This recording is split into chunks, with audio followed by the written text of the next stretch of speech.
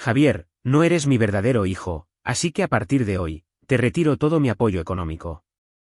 Las palabras de David García resonaron en el abarrotado gimnasio del Instituto San Isidro como un cañonazo.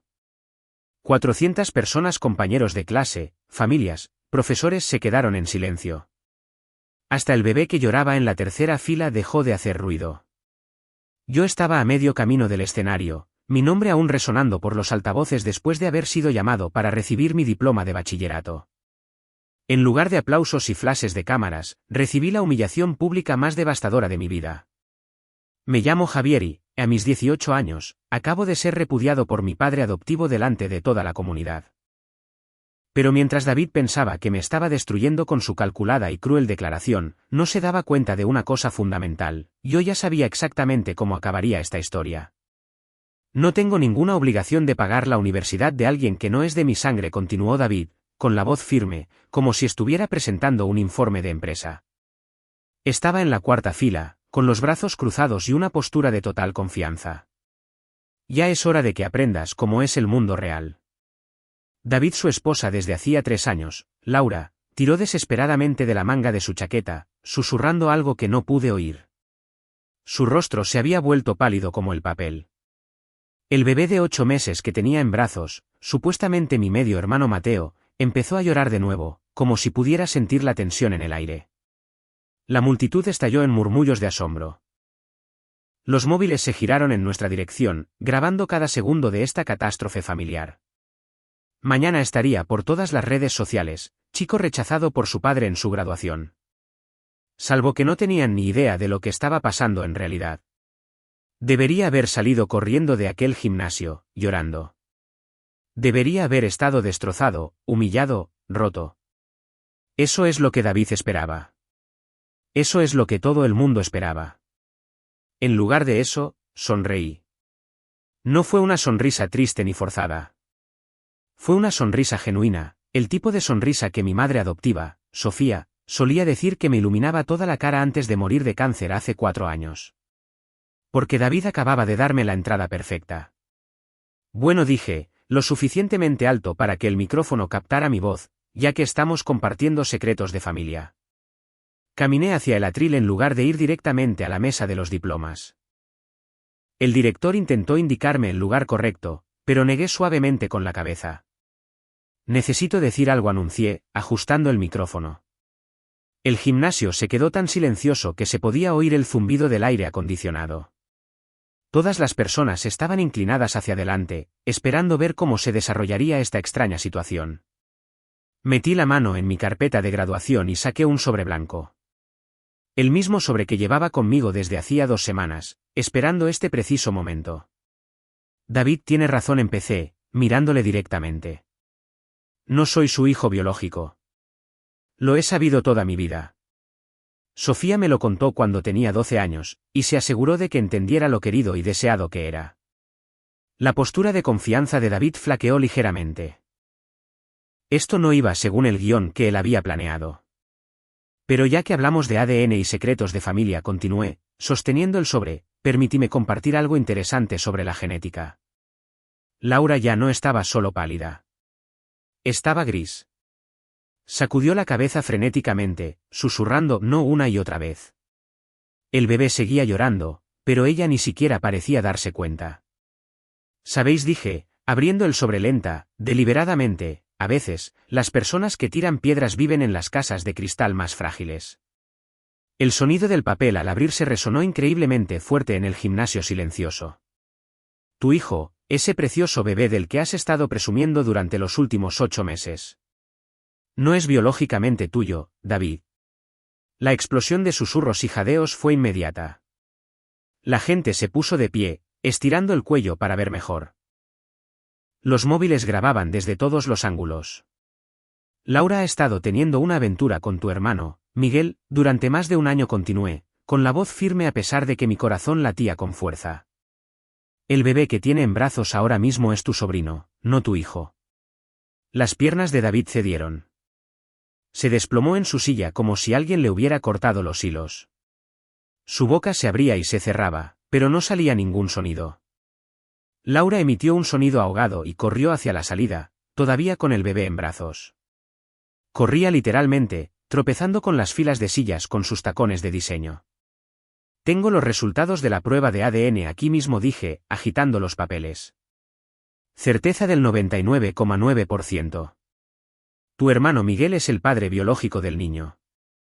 El gimnasio se sumió en un caos total. La gente hablaba unos por encima de otros, señalando, subiéndose a las sillas para tener una mejor vista.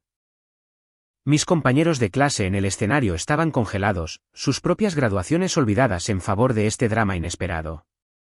Pero yo no había terminado.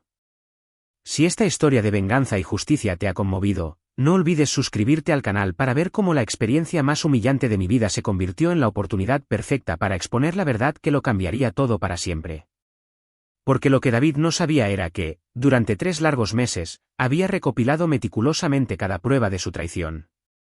Y estaba a punto de revelar secretos que destruirían no solo su matrimonio, sino toda la imagen cuidadosamente construida que había creado. Ah, y Laura, grité mientras ella tropezaba entre las sillas intentando escapar. Quizás deberías tener más cuidado con donde dejas los recibos de hotel y las joyas, especialmente esa pulsera que pertenecía a mi madre. Las pesadas puertas del gimnasio se cerraron tras ella con un sonido que resonó como un trueno. Laura se había ido, pero David permanecía sentado como una estatua rota, mirándome como si nunca me hubiera visto antes. Su rostro había pasado de la confianza a la confusión, y de ahí a la devastación total en cuestión de minutos. Pero para entender cómo llegamos hasta aquí, necesitáis conocer la verdadera historia de David García. El hombre que pasó 3 años haciéndome creer que yo era una carga en su vida, cuando en realidad, él era el engañado. David siempre había sido un hombre controlador. Incluso cuando Sofía vivía, trataba a nuestra familia como un proyecto empresarial. La cena era una reunión en la que se esperaba que yo informara sobre mis notas y actividades. Las vacaciones eran eventos planificados con precisión militar. Nuestra casa parecía más una exposición que un hogar. Sofía suavizaba todo eso. Ella era mi refugio en una casa que a menudo se sentía más como un hotel caro. Cuando murió de cáncer hace 4 años, no solo perdí a una madre, perdí a mi traductora emocional, la única persona que podía conseguir que David mostrara un afecto genuino. El cambio fue inmediato.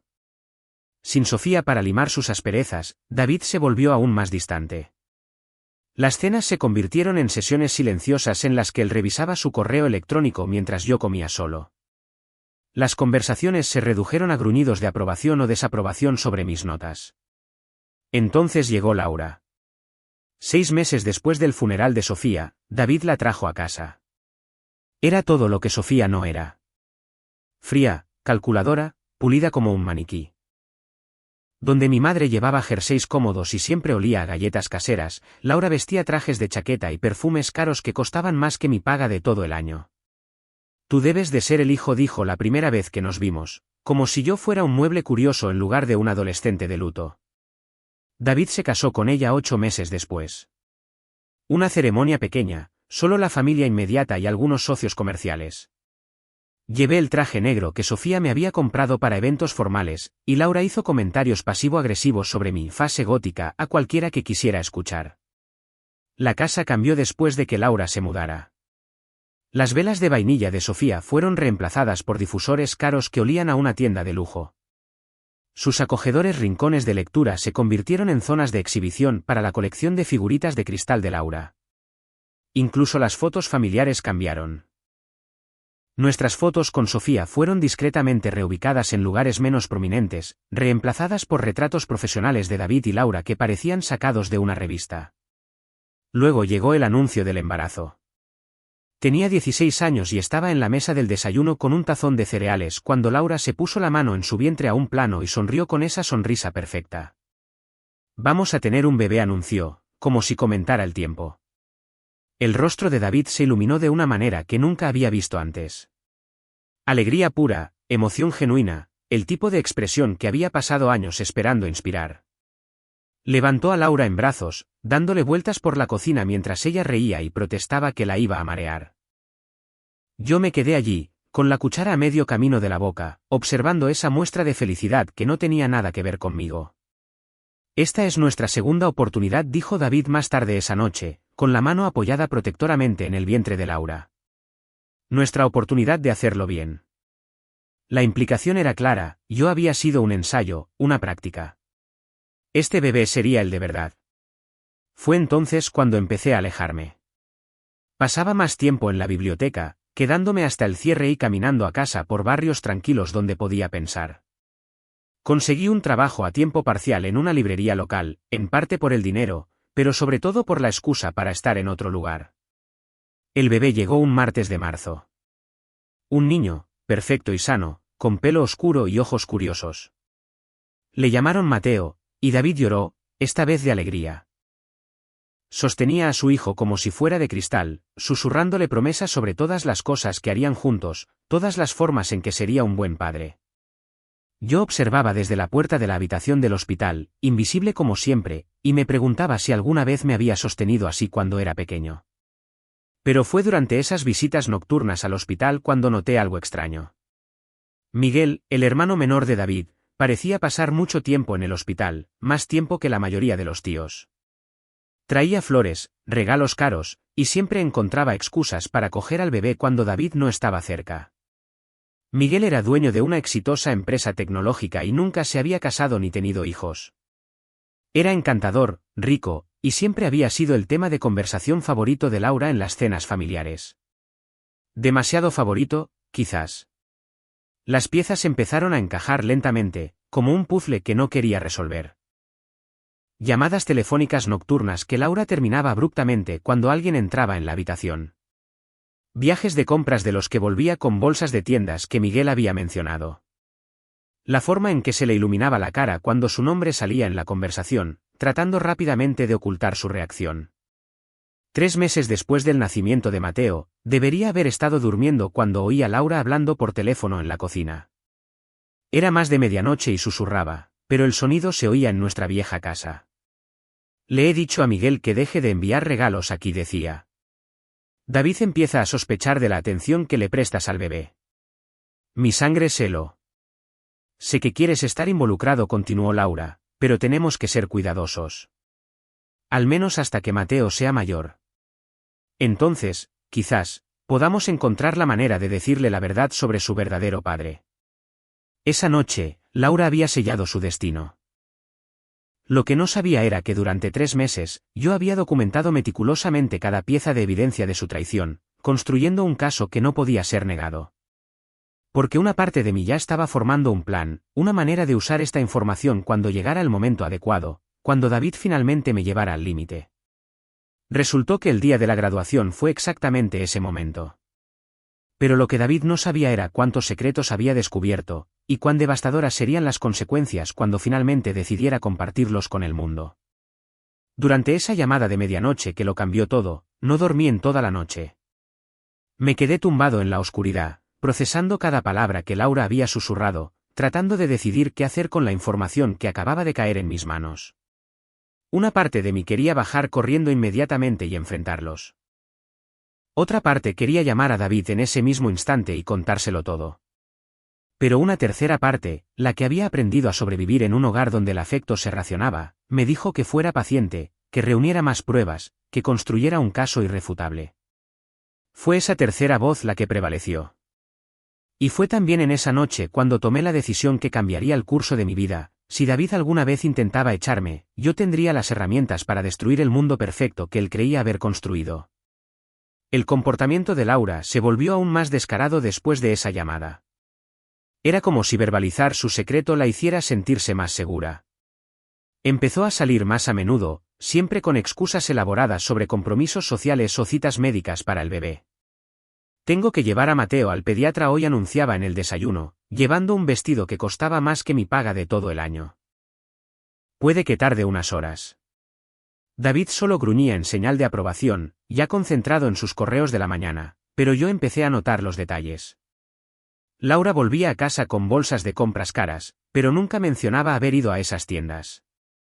Su pelo siempre estaba perfectamente peinado, como si acabara de salir de la peluquería, pero nunca hablaba de visitas al salón. Y había un brillo en sus ojos, el tipo de satisfacción que proviene de las aventuras secretas. Miguel también intensificó sus visitas. Solía aparecer para las cenas familiares 1 o 2 veces al mes. Ahora, Estaba siempre por allí. Solo he venido a ver a mi sobrino, decía, cogiendo a Mateo con una familiaridad que iba más allá del típico afecto de un tío. David estaba orgulloso de la atención que Miguel le daba al bebé. Es bonito ver cuánto te importa la familia, le decía a su hermano. Mateo tiene suerte de tener un tío como tú. Si él supiera. La situación empeoró cuando David decidió que era hora de ponerse duro conmigo. Laura había plantado semillas venenosas en su cabeza sobre mi ingratitud y mi comportamiento distante.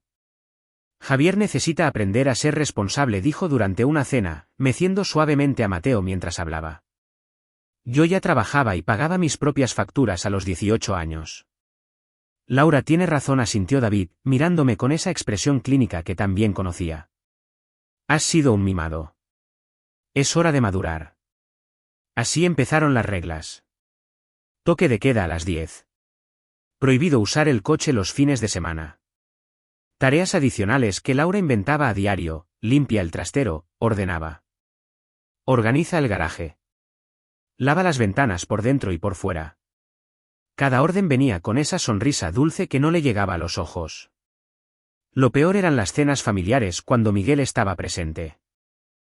Laura se convertía en una versión exagerada de una esposa devota, tocando constantemente el brazo de David, riendo demasiado fuerte de sus chistes y colmando a Mateo de afecto maternal.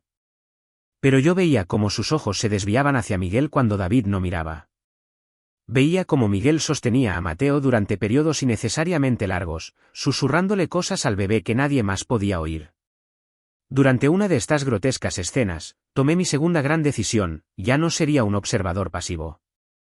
Sería un documentalista activo. Empecé con algo pequeño. Una foto discreta de Miguel sosteniendo a Mateo de forma protectora. Una grabación de audio de Laura mintiendo sobre dónde había pasado la tarde. Capturas de pantalla de las extrañas horas en que revisaba su móvil. Entonces descubrí que nuestro sistema de seguridad doméstico grababa más de lo que David imaginaba. David había instalado cámaras por toda la casa después de una oleada de robos en el barrio. Es por nuestra protección, explicó. Pero lo que no sabía era que el sistema archivaba automáticamente todas las grabaciones en un servidor en la nube, y yo había memorizado la contraseña cuando el técnico la configuró delante de mí. 3 meses de grabaciones me dieron un tesoro de pruebas. Laura al teléfono susurrando declaraciones de amor a alguien que claramente no era David.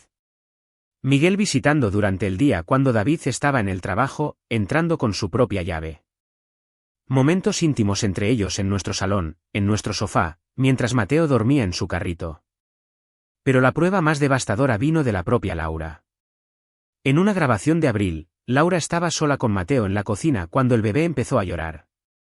Lo cogió, meciéndolo suavemente, y empezó a cantar una nana. Pero en medio de la canción, se detuvo y susurró: SHHH, mi amor. Papá Miguel vendrá a verte mañana. Solo tenemos que guardar nuestro secreto un poco más. Besó al bebé en la frente y continuó: cuando seas mayor, entenderás por qué mamá tuvo que hacer esto. David es un buen hombre, pero no es tu verdadero padre. Tu verdadero padre te quiere muchísimo. Esa grabación me hizo sentir físicamente enfermo. No solo por la traición evidente, sino por la frialdad calculada con la que Laura nos había manipulado a todos: a David, que creía genuinamente que estaba criando a su primer hijo biológico; a Mateo, que crecería en una red de mentiras desde la cuna; y a mí, que estaba siendo sistemáticamente apartado de la familia para hacer sitio a los verdaderos hijos de Laura. Fue en ese momento cuando tomé mi tercera y más importante decisión. Cuando llegara el momento, y sabía que llegaría, no solo revelaría la verdad. Destruiría por completo la fachada que Laura había construido. Mi oportunidad llegó antes de lo que esperaba. David se había vuelto cada vez más crítico con mis planes universitarios. ¿De verdad crees que te mereces ir a la Complutense?, preguntó durante un tenso desayuno. Hay universidades públicas perfectamente adecuadas para alguien con tus notas. Laura asintió: de acuerdo. David tiene razón, Javier. Tienes que ser más realista con tus opciones. Pero fue la conversación que escuché entre ellos 3 semanas antes de la graduación la que selló su destino. Estaba subiendo las escaleras cuando oí voces tensas procedentes de su dormitorio. La puerta estaba entreabierta y las palabras me llegaron con una claridad cristalina. No puedes estar considerando en serio cortarle la financiación de la universidad, decía Laura, pero su tono no era de preocupación. Era de alivio apenas disimulado. ¿Por qué no?, respondió David. No es de mi sangre. Cumplí con mi obligación al proporcionarle un hogar y una educación básica. Ahora es el momento de que aprenda a mantenerse por sí mismo. ¿Y cuándo se lo vas a decir? En la graduación. Público, definitivo. Sin espacio para manipulaciones emocionales después. Laura soltó una risa baja y satisfecha. Bueno, eso ciertamente resuelve nuestro problema. Con Javier fuera del camino, Mateo podrá crecer siendo el único hijo, como debe ser. Esa noche, me senté en mi cama, sosteniendo todos los archivos que había recopilado. Meses de pruebas meticulosamente documentadas, grabaciones, fotos, recibos, conversaciones transcritas. Un caso completo e irrefutable contra Laura y Miguel. David pensaba que me estaba echando de una familia que nunca me quiso de verdad. Lo que no sabía era que estaba a punto de descubrir que la familia que creía haber construido era una mentira desde el principio.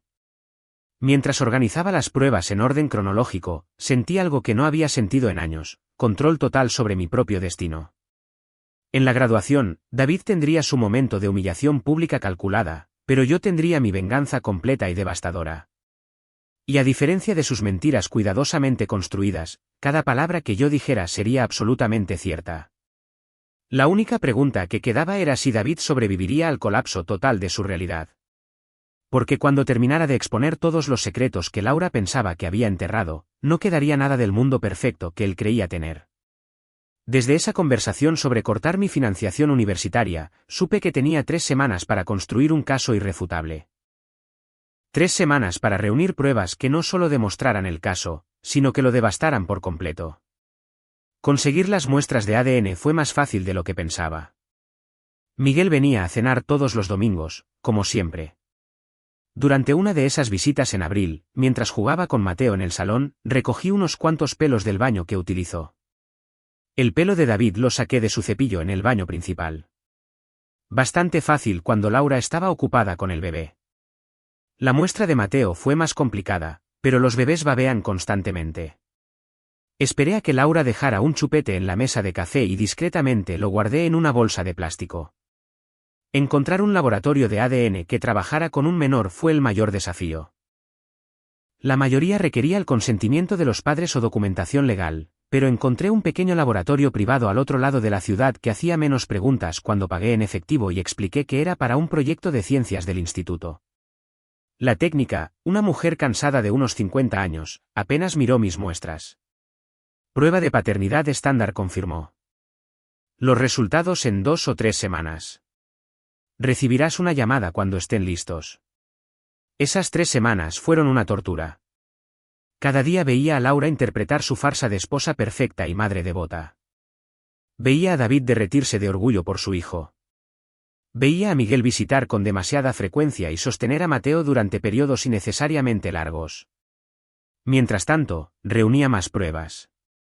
Recibos de hotel que a Laura se le caían del bolso. Registros de llamadas extrañas en el teléfono fijo. Joyas caras que aparecían en su muñeca, incluida esa pulsera que reconocí al instante como perteneciente a Sofía. Esa pulsera me enfureció más que cualquier otra cosa. David se la había dado a Miguel para que la guardara después de la muerte de Sofía, diciendo que quería preservar su memoria en la familia. Ver a Laura luciendo un símbolo del amor de mi madre como un trofeo de su traición fue el momento en que cualquier duda que aún pudiera tener desapareció por completo. David, mientras tanto, se mostraba cada vez más confiado en sus planes para la graduación. Durante las cenas, hacía comentarios sobre la responsabilidad personal y aprender a mantenerse. Laura sonreía y asentía, sus ojos brillando con una satisfacción apenas disimulada. Los 18 años son edad suficiente para ser independiente, decía, acunando a Mateo en su regazo. Es hora de que Javier construya su propia vida. Si estás apoyando que esta cuidadosa estrategia y búsqueda de la verdad resulten en justicia, suscríbete al canal, porque aún no has visto nada. La llamada del laboratorio llegó un jueves por la tarde. Estaba en el trabajo, en la librería, cuando sonó mi teléfono. Señor García, sus resultados están listos para ser recogidos. Me tembló la mano al colgar. Este era el momento de la verdad. Una vez que viera esos resultados, no habría vuelta atrás. No habría forma de fingir que no sabía lo que sabía. Conduje hasta el laboratorio después del trabajo, con el estómago hecho un nudo. La técnica me entregó un sobresellado con mi nombre. Los resultados son bastante concluyentes, dijo, pero no pude leer su expresión. Me senté en mi coche en el aparcamiento del laboratorio, mirando el sobre. Una parte de mí quería abrirlo de golpe allí mismo. Otra parte quería tirarlo y fingir que nada de esto había sucedido. En lugar de eso, conduje a casa y escondí el sobre en mi ejemplar de Jane Eyre de Sofía, su libro favorito, que me había leído innumerables veces cuando era pequeño. Parecía apropiado esconder las pruebas de los secretos de una familia dentro de una historia sobre otra huérfana que intentaba encontrar su lugar en el mundo. No abrí el sobre ese día, ni esa semana, porque un instinto me decía que lo estaba guardando para algo, para un momento en el que necesitaría el arma perfecta. Ese momento llegó la mañana de la graduación, cuando oí a David y Laura planeando mi humillación pública en el piso de abajo. El momento perfecto, decía David. Público, definitivo. Sin espacio para la manipulación emocional. Laura se rió suavemente. Bueno, eso ciertamente resolverá nuestro pequeño problema. Con Javier fuera del camino, Mateo podrá crecer como hijo único. Esa mañana, finalmente abrí el sobre. 99,9% de certeza de que Miguel era el padre biológico de Mateo. Me senté en mi cama, sosteniendo los resultados, y sentí algo que no había sentido en años, control total sobre mi propio destino. David pensaba que me estaba tendiendo una emboscada en la graduación. No tenía ni idea de que estaba caminando directamente hacia la mía. Mientras me vestía cuidadosamente esa mañana, no para él, sino para mí, metí los resultados del ADN en mi carpeta de graduación, justo al lado del discurso que sabía que nunca daría. David tendría su momento de humillación pública calculada, pero cuando terminara, no quedaría nada del mundo perfecto que creía haber construido. Y la mejor parte, cada palabra que estaba a punto de decir sería absolutamente cierta. La única pregunta que quedaba era si David sobreviviría al colapso total de la realidad que creía conocer. Porque cuando terminara de exponer todos los secretos que Laura había enterrado, toda su vida se revelaría como una mentira construida sobre la traición y la manipulación. El viaje al instituto fue tenso. David conducía con esa expresión decidida que también conocía, la misma que ponía antes de reuniones importantes en las que planeaba desmantelar a la competencia. Laura estaba inquieta en el asiento del copiloto, ajustando compulsivamente el espejo retrovisor y revisando su maquillaje por quinta vez. ¿Estás bien?, le preguntó David, pero su tono sugería que la pregunta era más por cortesía que por interés genuino. Solo nerviosa por el acto, mintió Laura suavemente, meciendo a Mateo en su regazo. Quiero que todo sea perfecto para Javier. La ironía era tan espesa que casi me ahogó. Laura estaba nerviosa, pero no por la razón que David imaginaba. Sabía que algo no iba bien. Las mujeres que viven mentiras desarrollan un agudo instinto para detectar cuando otras personas pueden estar ocultando secretos también. En el gimnasio del Instituto San Isidro, observé a David elegir nuestros asientos estratégicamente.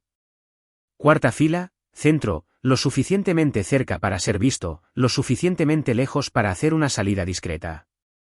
Se acomodó con los brazos cruzados, revisando su móvil repetidamente, como un ejecutivo esperando una presentación que sabía que dominaría por completo. Laura se sentó a su lado, sus dedos tamborileando nerviosamente en la correa de su bolso. Mateo estaba inquieto, como si pudiera sentir la tensión en el aire. Otros padres a nuestro alrededor reían y hacían fotos, la energía típica de una ceremonia de graduación llenando el espacio. David no tenía ni idea de que estaba a punto de convertirse en el centro de un drama que destruiría su vida en cuestión de minutos. La ceremonia comenzó con normalidad. El director dio un discurso sobre nuevos comienzos e infinitas posibilidades. El mejor expediente de la promoción habló de perseguir sueños y superar obstáculos. Apenas escuché las palabras. Mi atención estaba completamente en David, observando cualquier señal de lo que estaba por venir.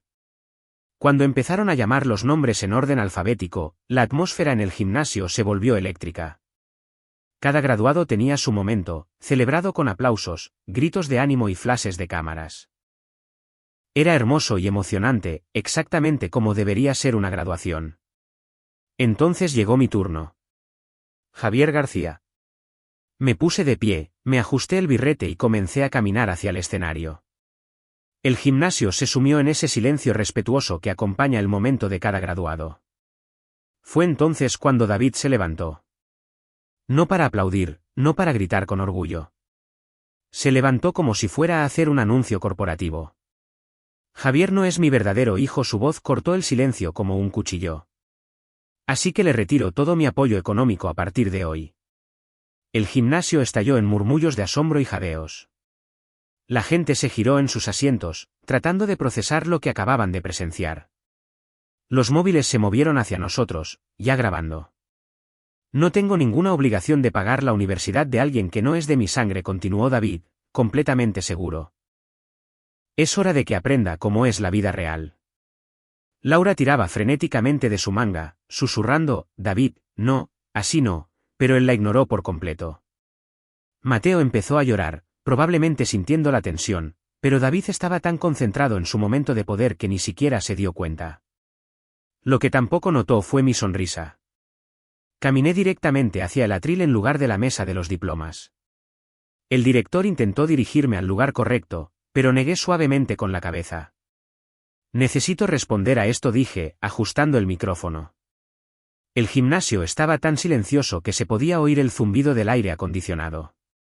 400 personas se inclinaron hacia adelante, esperando ver cómo se desarrollaría esta extraña situación. Saqué el sobre de mi carpeta de graduación, el mismo sobre que había llevado conmigo durante 2 semanas, esperando este preciso momento. David tiene toda la razón, empecé, mi voz resonando claramente a través del micrófono. No soy su hijo biológico. Lo he sabido toda mi vida. Sofía me lo contó cuando tenía 12 años, y se aseguró de que entendiera lo querido y deseado que era. La postura de confianza de David comenzó a flaquear. Este no era el guión que había planeado. Esperaba lágrimas, humillación, una retirada silenciosa. No esto. Pero ya que estamos compartiendo secretos de familia sobre ADN, continué, sosteniendo el sobre, quizás sea justo que todos sepan toda la verdad. Laura ya no estaba solo pálida. Estaba gris. Sacudió la cabeza frenéticamente, susurrando no una y otra vez. Le temblaban tanto las manos que casi se le cae Mateo. Veréis, dije, abriendo el sobre lentamente, a veces las personas que tiran piedras viven en las casas de cristal más frágiles. El sonido del papel al abrirse resonó increíblemente fuerte en el gimnasio silencioso. Tu hijo, ese precioso bebé del que has estado presumiendo durante los últimos 8 meses. No es biológicamente tuyo, David. La explosión fue inmediata. La gente jadeó, gritó, se puso de pie para ver mejor. Los teléfonos móviles grababan desde todos los ángulos. El caos estaba estallando, pero yo no había terminado. Laura ha estado teniendo una aventura con tu hermano, Miguel, durante más de 1 año, continué, mi voz cortando el ruido. El bebé que tiene en brazos ahora mismo es tu sobrino, no tu hijo. David se desplomó en su silla como si alguien le hubiera cortado las piernas. Su boca se abría y cerraba, pero no salía ningún sonido. La transformación en su rostro fue espectacular, la confianza se convirtió en confusión, la confusión en horror, el horror en una comprensión devastadora. Laura emitió un sonido ahogado y corrió hacia la salida, todavía llevando a Mateo. Corría de verdad, tropezando con los pies de la gente, sus tacones golpeando el suelo del gimnasio como disparos. Tengo los resultados de la prueba de ADN aquí mismo, anuncié, agitando los papeles oficiales. 99,9% de certeza. Miguel García es el padre biológico de este niño. El gimnasio se sumió en un caos total. La gente gritaba preguntas, señalaba, se subía a las sillas para ver mejor. Mis compañeros en el escenario estaban congelados, sus propias graduaciones olvidadas. Pero yo aún no había terminado mi presentación.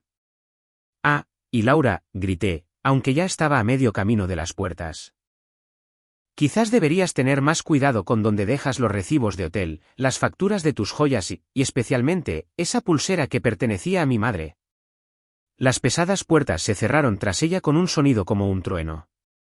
Me volví hacia David, que me miraba como si nunca me hubiera visto antes. Su rostro había pasado de la confianza a la devastación en cuestión de minutos. Querías cortarme el grifo, dije, mi voz aún resonando por el micrófono. Querías humillarme públicamente. Querías asegurarte de que todo el mundo supiera que yo no era realmente parte de tu familia. Caminé hasta el borde del escenario, mirándolo directamente. Pues enhorabuena. Acabas de darme la oportunidad perfecta para devolverte el favor. La multitud estaba en un frenesí. La gente grababa, hacía fotos, ya publicando en las redes sociales. Esto se haría viral en una hora. Para mañana, todo el pueblo sabría que David García, exitoso hombre de negocios y pilar de la comunidad, había sido engañado por su propia esposa y su hermano. Guardé los resultados del ADN en mi carpeta y me acerqué a la mesa de los diplomas. El director, completamente abrumado, me entregó mi diploma con manos temblorosas. Enhorabuena, señor García, susurró. Gracias, respondí, posando para la foto oficial como si nada hubiera pasado. Ha sido un día memorable. Mientras bajaba del escenario, diploma en mano, podía oír a David detrás de mí.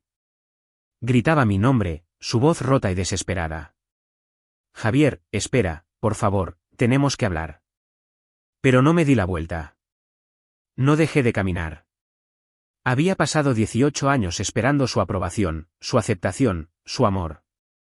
Había pasado meses planeando este preciso momento, sabiendo que tarde o temprano intentaría apartarme de su vida. Simplemente, nunca esperé que me lo pusiera tan fácil.